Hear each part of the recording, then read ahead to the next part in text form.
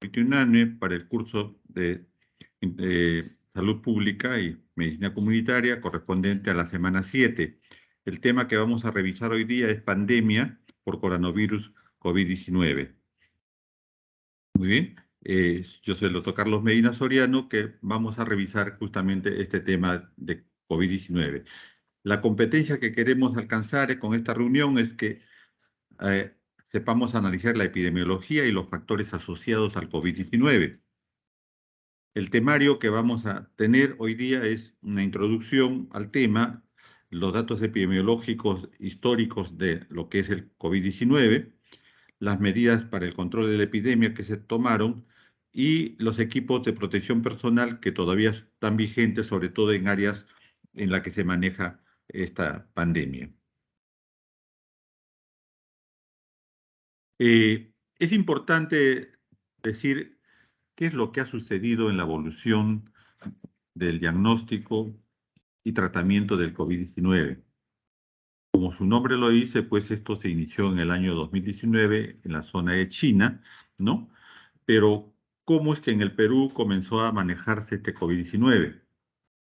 Eh, Tenemos que tener en cuenta que al 6 de mayo del 2020, en el mundo ya se había confirmado más de 2 millones de casos y que estos mismos eran observados en las regiones de Europa y América, y por lo tanto el global entre las zonas mundiales de la infección, en Europa estábamos en el 51,1% y en América el 35%.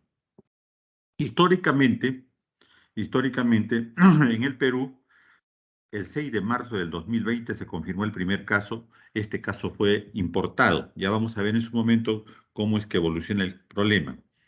Se sabe que el que trajo fue un ciudadano que había viajado a los países de Europa y que finalmente esta infección, con un caso importado, finalmente cubrió todo el Perú, produciéndose una epidemia y finalmente una pandemia. Eh, Hay que recordar desde el punto de vista anatomopatológico los coronavirus. Los coronavirus, ¿no? Es una familia en la cual intervienen elementos que producen fundamentalmente procesos infecciosos respiratorios, desde el resfriado común hasta enfermedades más graves.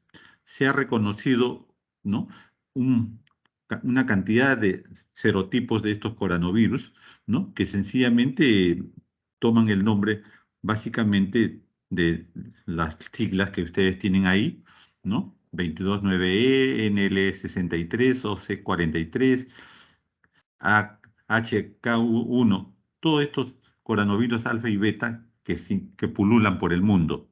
Pero acá lo más importante es que este coronavirus generalmente da problemas respiratorios altos, ¿no? Es el 6% de los problemas respiratorios altos, porque los demás, la gran mayoría en la que nosotros a veces nos infectamos y nos enfermamos, está los rinovirus y los enterovirus, que son el 42%. Tenemos que entender que este coronavirus es una familia y tenemos que los primeros coronavirus en relación al SARS-CoV-5 fueron identificados en Arabia en el año 2012, en el 2012, ¿no? Y este coronavirus hizo una pandemia básicamente en esa zona y murieron más de 800 personas. Esto se circunscribió al Medio Oriente. Después tenemos información, ¿no?, que en el 2002 en China hubo infectados por más de 650 muertos, en el área de Hong Kong entre el 2002 y el 2003, ¿no? Otro SARS-CoV-5. Y finalmente tenemos una séptima evolución, ¿no?, del SARS-CoV-2, ahora COVID-19, que es que comenzó en China, en la ciudad de Wuhan, y avanzó por las áreas de Asia, llegó a Europa y finalmente a América, produciendo inicialmente una epidemia y finalmente una pandemia.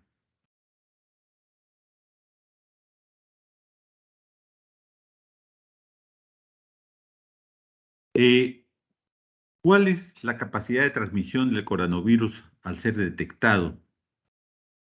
tenemos varias etapas. El caso índice, la segunda generación, la tercera generación y la cuarta generación. La primera generación que nace a partir, en este caso en el Perú, vamos a revisar más adelante del importado, es que generalmente infecta a las personas que están cerca de ellos, o sea, a los trabajadores de salud. Los trabajadores de salud infectan a sus familias y, por supuesto, a las visitas. Miren ustedes cómo se va duplicando, triplicando el número de infecciones, la retransmisión y la contaminación y el contagio de ellos. Ya en la tercera generación, no solamente la familia de los trabajadores de salud son los que se infectan, sino que estos ya comienzan a circular y infectan a la comunidad, que es la cuarta generación. La cuarta generación. En el Perú, ¿qué sucedió? En el Perú sucedió que teníamos una primera persona, ¿no?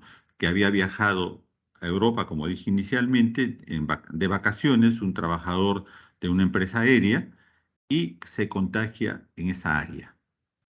Este paciente, este es el caso eh, índice, ¿no? Era un varón de 25 años de edad, asintomático, ¿no? Que contagia primeramente, miren ustedes, en el avión un número multiplicado a 3. Contagia a las personas sociales multiplicada a 6. Contagia al personal de salud, ¿no? Que lo recibió o que lo examinó a 21. Y finalmente, este es el caso índice, contagia a los contactos propios de su vivienda, a sus familiares, en un número de n a la 12. Pues bien, cada una de estas personas que fueron contagiadas pasan a contagiar a otras personas. En este caso ya tenemos los confirmados de primera generación. Se siguió a 6 contactos sociales, se siguió a 3 contactos de seguimiento del avión, se siguió a 21 contactos que tuvieron relación con el personal de salud, se siguió a contactos familiares. Todavía en ese momento de primera generación, todavía se podía identificar a las personas que habían sido infectadas, ¿no? Un niño de 7 años, de 51 otra persona, de 74, de 67, 25, 79. Son contactos. Cada uno de estos contactos tuvieron contagiaron a otras personas.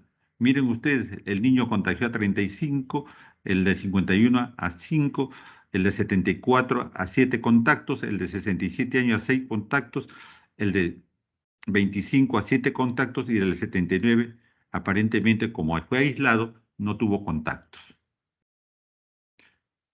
Pues bien, estas gentes que fueron contactados inicialmente con los familiares de la vivienda en la que se hospedó esta persona en Lima son los que ya pasan a los casos de segunda generación y ya contactan cada uno 8 personas, de las cuales ya no fueron identificadas adecuadamente, y estas personas pasan a la tercera generación en la que ya se va perdiendo el número de contagiados.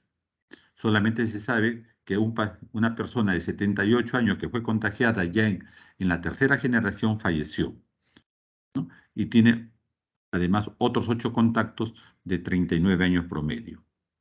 Miren ustedes la evolución justamente de esta epidemia. Pues bien, ¿qué pasó después? Cuando ya pasa a la cuarta generación y ya es un contagio comunitario, estas cosas avanzan. Y tenemos nosotros que al 15 de marzo del 2020, fecha en la que se dio el aislamiento nacional de toda la población peruana, ¿no? El primer caso importado había sido detectado el 6 de marzo, ¿no? Y el contagio fue evolucionando. Siguió Arequipa, Huánuco, Ica, Cusco, Callao, La Libertad, Lambayeque, Ancash. Entre el 16 y 30 de marzo se reportó ya casos en Loreto, Madre de Dios, San Martín, Junín, Tumbes, Cajamarca, Pasco, Ayacucho, Tacna, Huancavelica. En la primera semana de abril del 2020, ya casi todo el Perú ya tenía su contagio por el COVID-19. Pues bien, ¿cómo fueron los escenarios de la transmisión del COVID-19? Hemos hablado de la fase 1, la fase 2, la fase 3, la fase 4. ¿Cómo es que llegamos a la fase 4? Ese es el otro gran interrogante.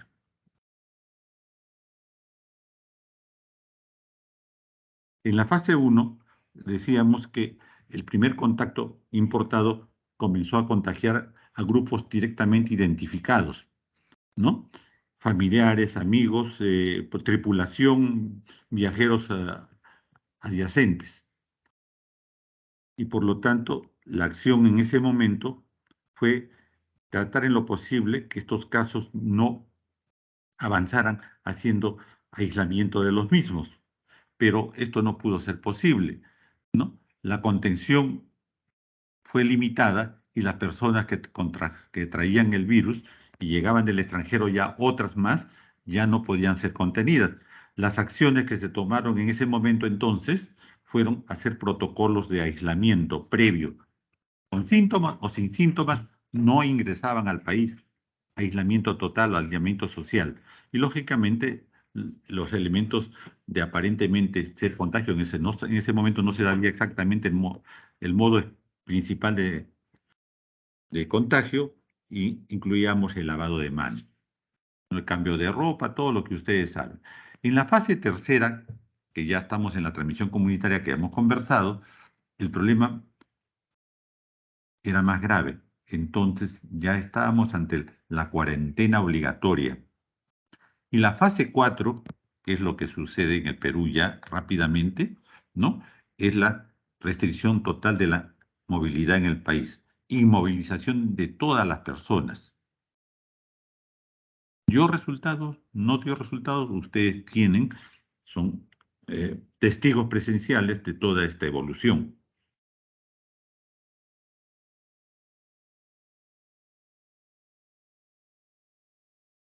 La transmisión, puntualmente, toda persona que está positiva y respira a menos de 1 metro de distancia de otra persona, sencillamente tiene un hecho importante, que transmite el virus, fundamentalmente por la vía respiratoria, ¿no?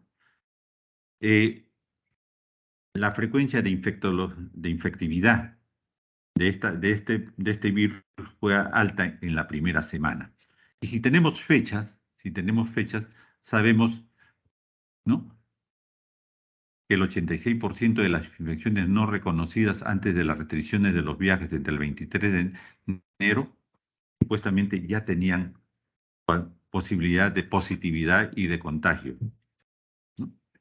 Aparentemente pudo haber llegado por otras vías, además del contacto que teníamos de el viajero uno que fue detectado, ¿no? Entonces, miren ustedes, este hecho es que un infectado comenzó mínimo a infectar de 5 a 10 individuos de la comunidad y nosotros no habíamos detectado el asunto. El hecho está que para el 2020, ¿no? Para el 2020, la infección sintomática llegó al 80% y el asintomático llegó al 20%. Es decir, 1 de cada 5 casos confirmados eran asintomáticos y por lo tanto estaban exponiendo a las gentes e infectándolos, ¿no? Una vez infectada la persona, ustedes saben que el contagia en 1 o 3 días antes del inicio de los síntomas, ¿no? Eso es importante recordarlo, ¿no? Por lo tanto, la única forma fácil de activar y de buenos resultados era el distanciamiento social. El distanciamiento social.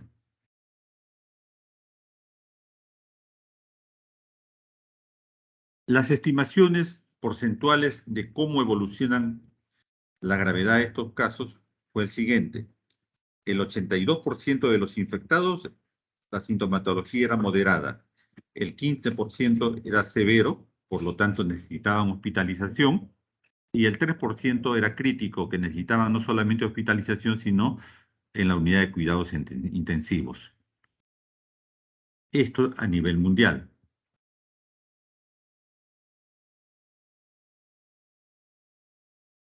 Otro de los elementos epidemiológicos que vale la pena resaltar es que se observó que los factores condicionantes, precipitantes del problema estaba asociado al sobrepeso, a la obesidad y a la edad de ser mayores de 60 años. Estas condiciones hacían que el mayor riesgo, ¿no?, de morir estaba en este grupo. También se identificó que habían pacientes que tenían enfermedades crónicas no transmisibles, como son las enfermedades renal crónicas, como son las enfermedades pulmonar obstructiva crónicas, como son las infecciones crónicas del hígado, enfermedades del corazón con hipertensión arterial, enfermedades neurológicas y fundamentalmente la diabetes y los que tenían problemas ya diagnosticados oncológicamente eran los mayores expuestos.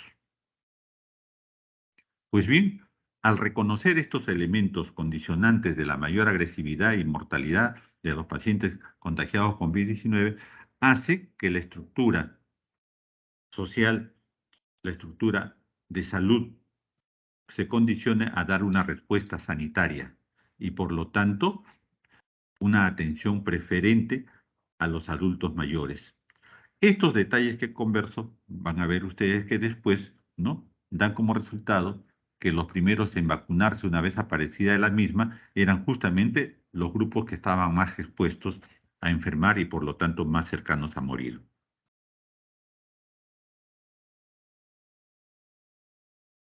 Los casos positivos de COVID-19 y según sexo y grupo de edad. Como les decía inicialmente, ¿no?, los casos de mayor infectividad y de mayor problemas eran justamente, miren ustedes, ¿no?, la edad entre los 20 años de edad y los 60 años de edad. Más frecuente el problema en varones que en mujeres. Son datos epidemiológicos. El 61% corresponde al sexo masculino. Vamos a dar datos estadísticos iniciales. ¿Cómo es que esta epidemia se vivió en el mundo y en el Perú? Al 29 de agosto del 2020, estamos hablando de enero a agosto, a los 8 meses, y conversando a partir del 15 de marzo, o sea, a los 6 meses, los resultados fueron los siguientes. Mundialmente, había más de 24 millones de confirmados, de los cuales, ¿no?, 833.556 habían fallecido. Esto es decir, letalidad de 3.4 a nivel mundial. Esta letalidad, ¿cómo fue en el Perú? Al 29 de agosto del 2020, ¿no?, habían sido infectados confirmados 647.166 personas. Las defunciones declaradas eran 28.788 defunciones. Con estos datos, la letalidad era de 4.4. Con relación a la letalidad mundial, era más elevada, muy elevada, ¿no? Si hacemos nosotros por zonas mundiales, por áreas mundiales, en las Américas ustedes verán que la letalidad promedio de todas las Américas era 3.5. En Europa era 5.2. En la región Mediterránea Oriental era de 2.7. En la zona este asiático, 1.9. Ojo, 1.9. En África, 2.1. En la región occidental, zona del Pacífico, 2.2. 2.2. Entonces, de acuerdo a las regiones, ¿no?, el Perú era uno de los países con mayor nivel de letalidad. ¿no? Y las zonas de mejores cuidados más alejados de la zona de Europa tenían la menor letalidad. El sudeste asiático, 1,9, África, 2,1 inicialmente, y la zona del Pacífico Occidental, 2,2. Pues bien, todo esto, ¿qué generó desde el punto de vista epidemiológico? ¿Cómo es que comenzó a activarse la Red Nacional de Epidemiología? ¿Cómo es que nuestras gentes, nuestros epidemiólogos comenzaron a tomar participación activa, ¿no?, en estos elementos de juicio? Primeramente, la valoración de la alerta epidemiológica. La alerta epidemiológica, lógicamente, hacía ver que teníamos que revisar semanalmente las alertas. Tenía que hacerse una evaluación diaria y un consolidado semanal. Había que valorar el tipo de presentación que había en relación a ello. Y había que normar, dar normatividad para que pudiéramos trabajar eh, en forma homogénea, en que todos actuáramos bajo una norma y por lo tanto poder evaluar posteriormente, ¿no? Primero se planifica, ¿no? Se cumplen los objetivos y después se evalúa, y para poder ver si mejoramos o no, o cambiamos la estrategia. Las estrategias están en relación justamente a poder valorar adecuadamente, ¿no?, los objetivos alcanzados.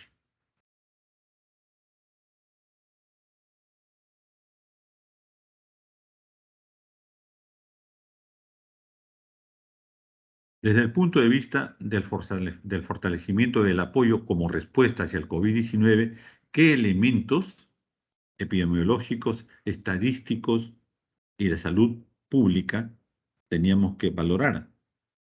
Entonces teníamos que utilizar indicadores, y los indicadores que teníamos que conocer y revisar eran la tasa de incidencia, o sea, cómo es que se propaga la enfermedad, el porcentaje de positividad, proporción de población afectada, la tasa de mortalidad, qué tan severa era la enfermedad, la letalidad.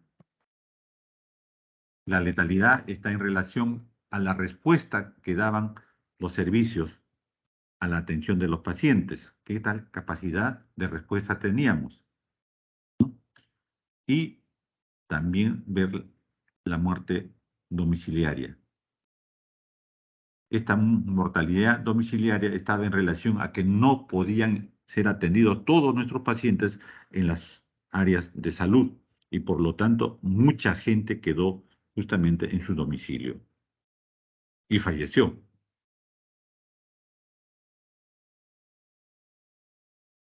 La vigilancia del COVID-19 para esta época que estamos conversando tenía dos elementos de juicio: la información que se presenta y se considera, y las fuentes de información que tiene que utilizar el MINSA, justamente para poder armar todos los elementos estadísticos y tomar decisiones. Por lo tanto, había que revisar los casos confirmados que son asintomáticos, que son sintomáticos, los casos cuyos resultados de prueba confirmatorio registran y se valoran día a día, los resultados que incluyan justamente los que fueron captados y fueron examinados en días anteriores, los casos que fueron atendidos y que constituían justamente el elemento básico de los datos estadísticos para poder valorar cómo avanzaba la enfermedad. Se tomaba datos de todas las fuentes, ¿no?, públicas y privadas. Valorar si los datos evolucionaban, y por lo tanto a eso existía la epidemiología dinámica. Y finalmente, cerciorarse que las fuentes de información fueran válidas, ¿no? Se creó, se creó una red para ello, la NOTI COVID-19. Se valoró también a través de NetLab, otro elemento de comunicación, el SINADEF, que es el Sistema Nacional de Defunciones, para saber cuántos fallecían, ¿no? Líneas directas y todos los elementos para saber exactamente la información en tiempo más corto y más precisa. Diremos que la información que tenía el Ministerio de Salud con relación a la información que tenía el SINADEF, había una divergencia. Esta divergencia posteriormente fue unificada y vemos que de 80 y tantos mil muertos que teníamos, de un día a otro llegaron a ser más de 180.000, ¿no? Porque se tuvieron que unificar, sincerar las notificaciones de mortalidad.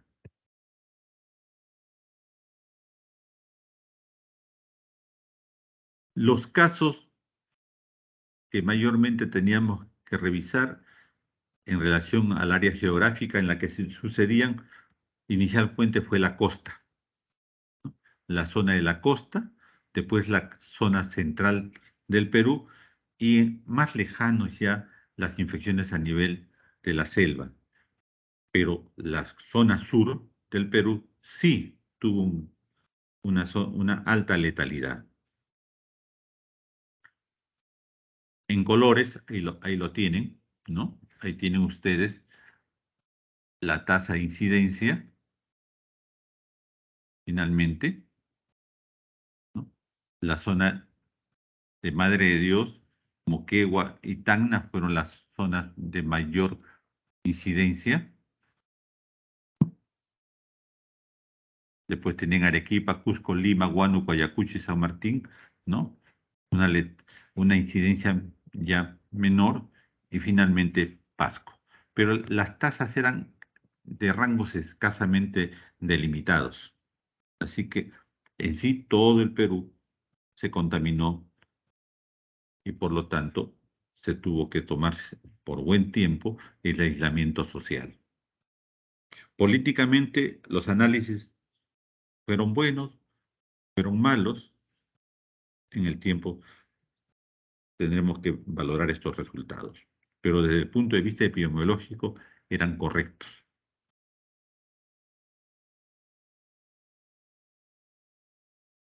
Los casos confirmados en la evolución del tiempo,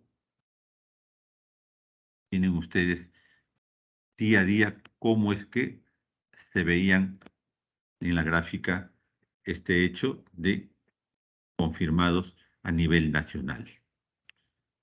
Estamos viendo solamente un mes nada más.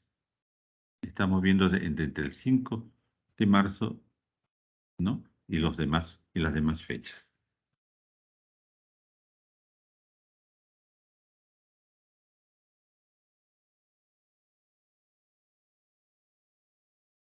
Ahí tienen otros casos confirmados de COVID según la fecha de resultados. Esto es con PCR. Las tendencias de positividad, porcentualmente hablando, semana a semana en el 2020, altas, muy altas. Según el grupo etario, según la etapa de vida, ¿no? Igualmente, ¿no? Tenemos nosotros porcentualmente los jóvenes, ¿no? De 18 a 29 años, el 6.13%, y los adultos por encima de 60 años, la más alta tasa, 9.41%. Todos estos resultados son los que han servido para decidir, ¿no? Grupos etarios y tiempos en que deberían ser vacunados. Justamente estos datos epidemiológicos han permitido en el mundo, ¿no? Valorar justamente el hecho de la vacunación.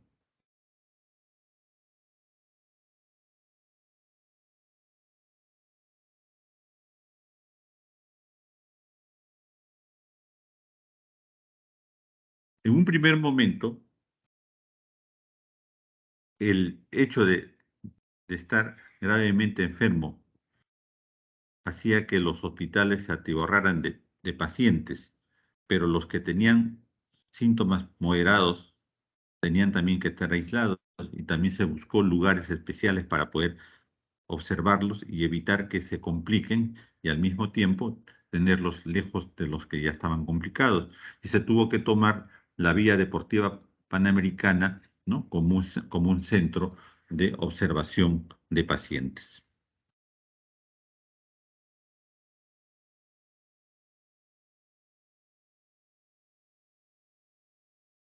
Todo el Perú había estado infectado, pero posteriormente se valoró ya comenzar a dejar la cuarentena, ¿no?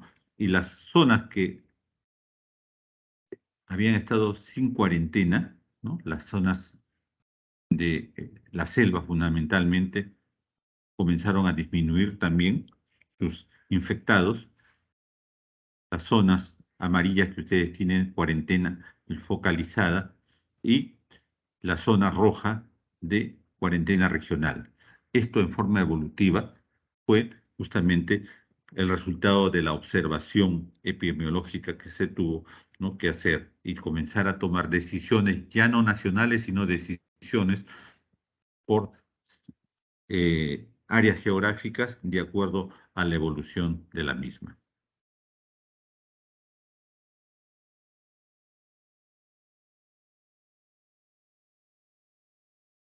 En un primer momento las defunciones fueron altas, muy altas, y por eso sabemos que nosotros en el COVID-19, en relación a las zonas, miren ustedes, las zonas más teñidas de amarillo anaranjado son las zonas de mayor contaminación.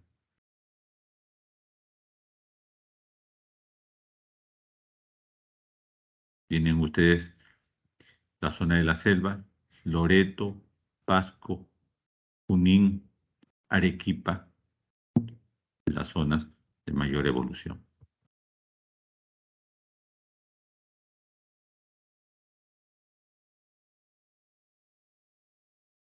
La evolución ha ido ya disminuyendo. Estos datos que les muestro son los datos iniciales que se presentaron. Todo esto relacionados al primer año de la pandemia, al primer año en el que la evolución fue tórpida.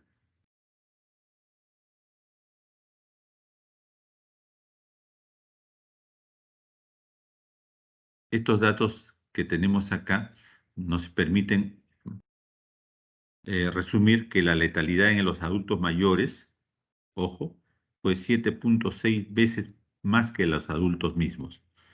Estamos hablando de los adultos mayores, o sea, por encima de los 60 años.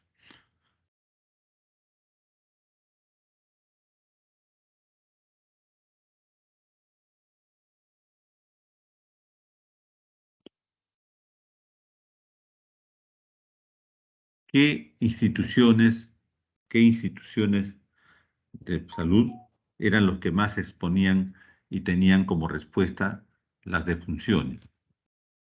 Que lo tienen, ¿no? El MINSA, por su propio punto de referencia, que es a nivel nacional y que toda la población que no tiene seguro o no tiene acercamiento a otros tipos de prestaciones son las que asisten, es el que recibió y tuvo mayor fallecimientos. Después siguió salud, después las fuerzas policiales y fuerzas armadas, después las clínicas, pero ojo, un alto grupo de personas fallecieron en domicilio. Un alto número de personas fallecieron en domicilio.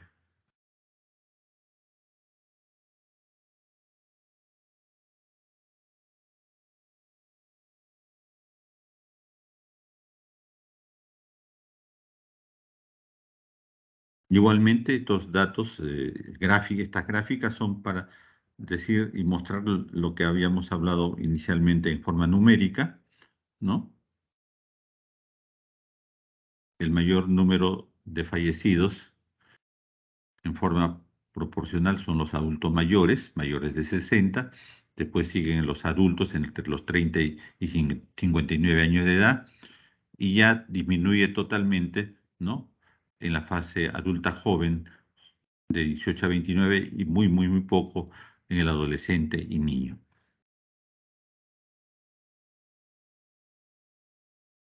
Pues bien, ¿qué medidas para el control de la epidemia existieron y existen?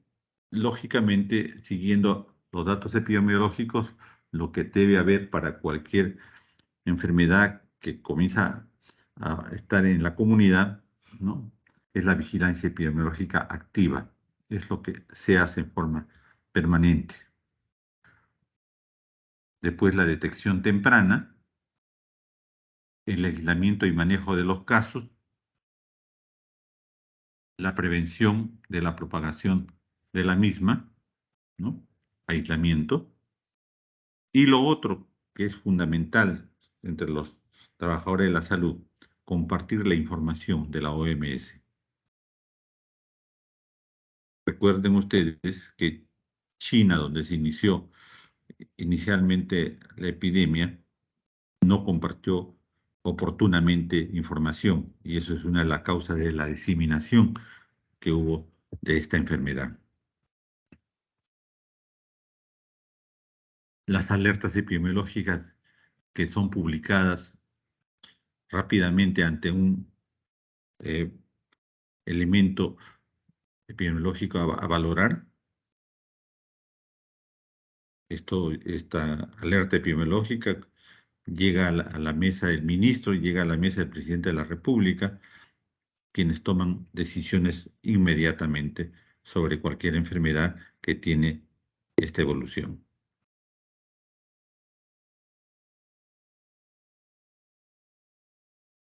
Desde el punto de vista de definiciones operativas, ¿no? Tenemos contacto directo,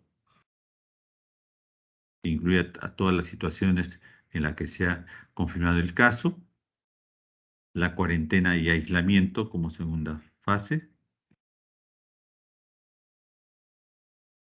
el aislamiento domiciliario.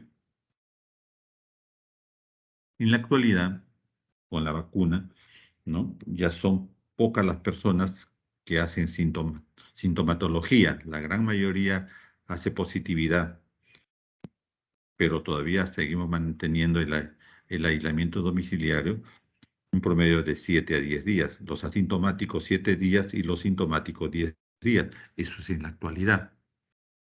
¿Por qué? Porque ya estamos solamente con pacientes de sintomatología eh, domiciliaria o de sintomatología leve a moderada. Los únicos que llegan en este momento a las UCI son pacientes o bien con una comorbilidad severa o que no han recibido vacunación o han recibido vacunación incompleta. La definición de caso es muy importante en la vigilancia epidemiológica.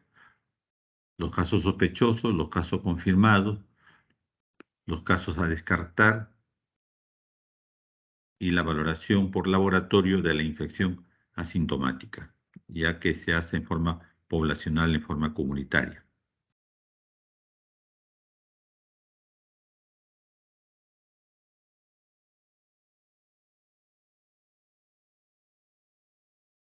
Toda comunicación epidemiológica y toda vigilancia epidemiológica tiene que tener justamente elementos de procesos. Entonces, existe proceso 1, contacto con todo ciudadano identificado en caso sospechoso. El proceso 2, la toma de muestra del caso sospechoso. El proceso 3, procesamiento de la muestra. Proceso 4, comunicación de los casos positivos. Proceso 5, seguimiento clínico de los casos, ¿no?, que se han aislado domiciliariamente. El proceso 6, la atención prehospitalaria. El proceso 7, la atención hospitalaria, ¿no? Y en casos muy extremos, el proceso 8, ¿no?, el manejo del paciente diagnosticado y fallecido.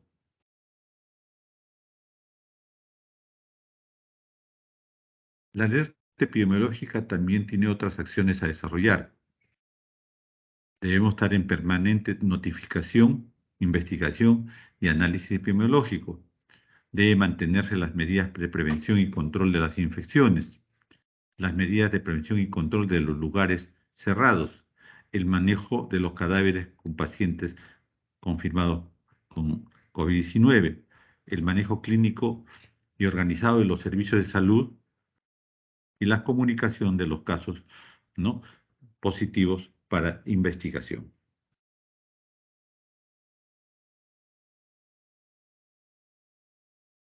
El manejo de los casos de coronavirus, ¿no?, según la unidad de intervención, puede ser domiciliaria o en un establecimiento no focalizado. Esta es una intervención básica. Tenemos la intervención básica en la cual puede ser comunitariamente en centros de salud o ambulatoriamente en hospitales, y los casos que se reportan con procesos de moderada intensidad y complicados con procesos respiratorios cardiopulmonares pueden ser hospitalizados, siguiendo todo un proceso de evolución. Debemos hablar también que la unidad de intervención avanzada, en caso de pacientes que todavía presentan alta prevalencia de enfermedades eh, colaterales que necesitan atención médica juntamente con el COVID, debiera hacerse en centros especializados y por lo tanto el manejo siempre es en forma de equipo de trabajo en la salud. Finalmente, los equipos de protección personal, ¿no? Los equipos de protección personal han variado desde el momento de la pandemia activa hasta el momento actual, en la cual ya los indicadores, ¿no?, de morbo y mortalidad han disminuido tremendamente con la vacuna. Pero de ellos ha quedado justamente el hecho de que qué se hizo en ese momento, cómo es que las gentes comenzaron a protegerse, cómo es que el personal de salud que trabajaba en ese momento en los hospitales, llámese un hospital pues altamente contaminado y que fue de referencia para el COVID-19, el Hospital de Vitarte y el Hospital Nacional 2 de Mayo, trabajaron sus gentes, sus trabajadores de salud en relación a ello. Hay un video que se presentó en ese momento y que enseñaba cómo es que entre ellos tenían que ayudarse a vestirse y cómo hasta el día de hoy todavía debemos saber manejar la mascarilla para poder trabajar fundamentalmente en las áreas hospitalarias y áreas que atiende pacientes. Esta la vamos a poner en forma final.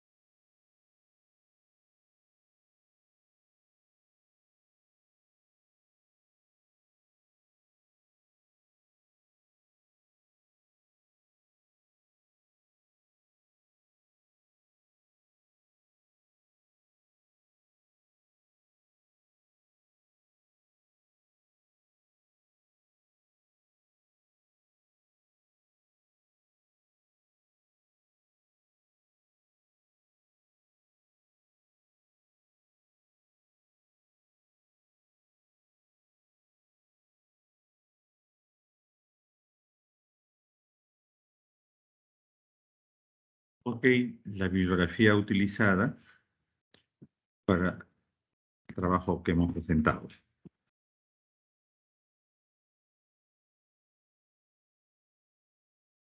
Ya antes para el esposo, me parece que son muy cómodos.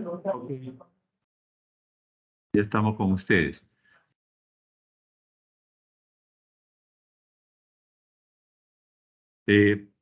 Hemos dado por concluida esta reunión. El video, no sé si lo lograron ver, por favor.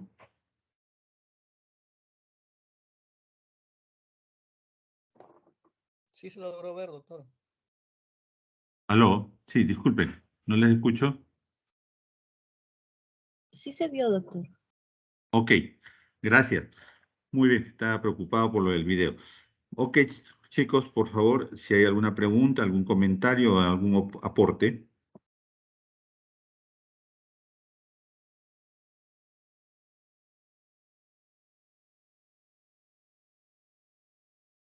Ok, de no haber ello, entonces el sábado vamos a dar indicaciones sobre la lectura y los que deben revisar ustedes para poder hacer la práctica necesaria con sus respectivos profesores. Es todo. Doctor Alvites, hemos terminado. Gracias, doctor Medina. Si no hay pregunta, entonces, estimados alumnos, mañana a las 8 de la mañana, donde se van a dejar las tareas para la próxima semana. Gracias, señores profesores, señores.